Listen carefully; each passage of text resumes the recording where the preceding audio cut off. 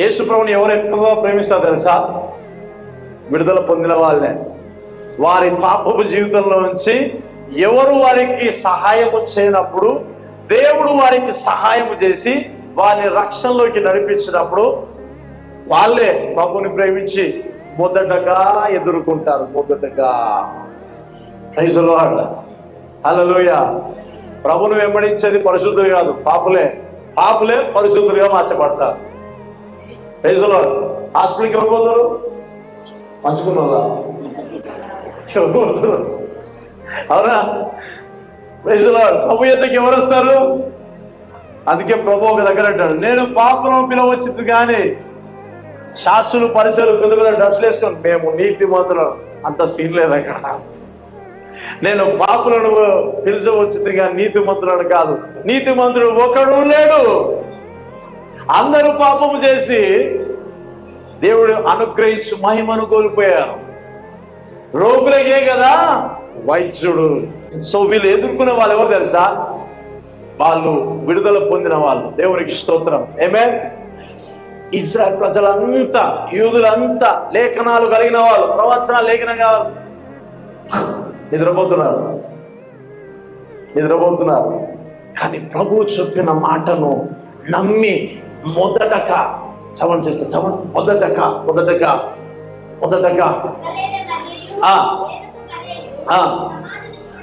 చూడవచ్చింది. దిగివచ్చి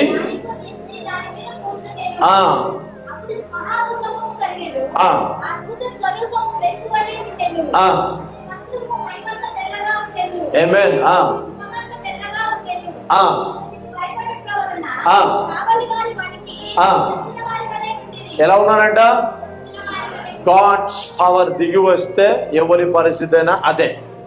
అందుకనే దేవుని శక్తితో ఆటలాడవద్దంతే. ఎనీ టైం ప్రభు శక్తిని దర్శిస్తే మన పరిస్థితి అలానే ఉంటది. అందుకే గర్వం, అహంకారం, అసూయ ఇవన్నీ యేసు నామమున వెళ్ళిపోను గాక. ప్రభు నీ హృదయాంతరంగా నుంచి ప్రేమించుదు గాక. ఏమే చదువుదాం. స్త్రీలను చూచి భయపడకుడి. నాకు తెలియను. ఆయన చెప్పండి, ఆయన ఇక్కడ లేడు. తాను చెప్పినట్లే లేచి ఉన్నాడు.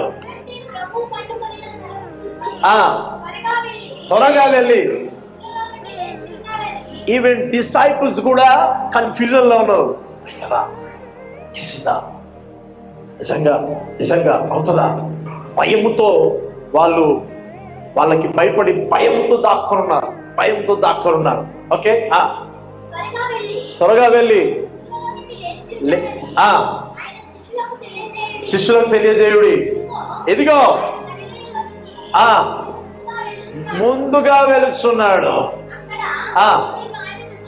చూతురు.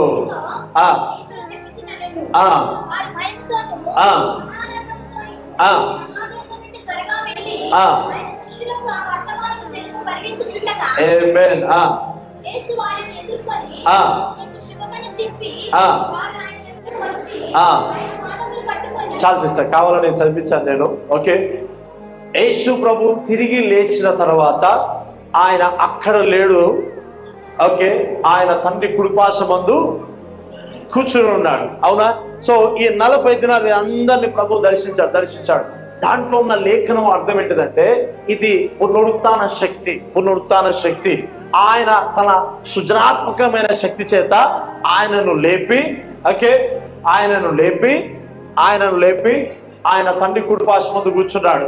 ఈ రోజు ఎందుకు ఈ మాట చెప్పాలంటే, ఎవరైతే యేసుక్రీస్తుని అంగీకరిస్తారో ఆయన అక్కడ లేడుగానే మన హృదయాల్లో ఉంటాడు. ఆమేన్. యేసుక్రీస్తుని అంగీకరించిన హృదయంలో ప్రభువు జీవిస్తూ ఉన్నాడు, ప్రభు నిలిచి ఉన్నాడు. ఆమేన్, హల్లెలూయా. అయితే ఓకే, సరే, ఇది కూడా ఒకసారి చదువుదాం. ఎఫెసీలు 1వ అధ్యాయం 17వ వచనం.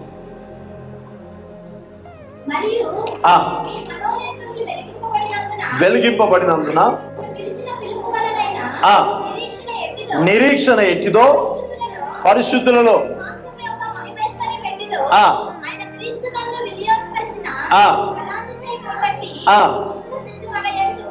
స్లో క్రీస్తునందు వినియోగపరిచిన బలాతిశయం. అందున చూడండి, యేసుక్రీస్తుని మరణములో నుంచి లేపడానికి తన యొక్క బలాతిశయము, అపరిమితమైన శక్తి కనపరచబడ్డది. ఆమేన్, హల్లెలూయా.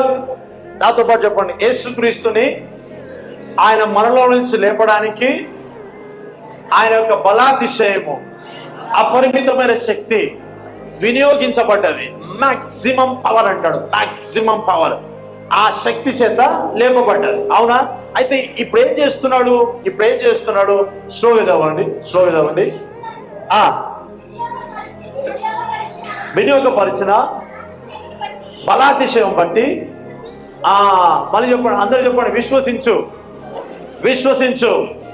విశ్వసించు మనయందు నాయందు ఏ సృజనాత్మకమైన పునరుత్థాన శక్తి విడుదల చేయబడిందో అదే శక్తి ఆయన యందు విశ్వాసం ఉంచిన వారి విషయంలో కూడా వినియోగపరచబడుతూ ఉందంట. మీన్స్ రిలీజ్ అంటే విడుదల అవుతున్నది. హల్లెలూయా.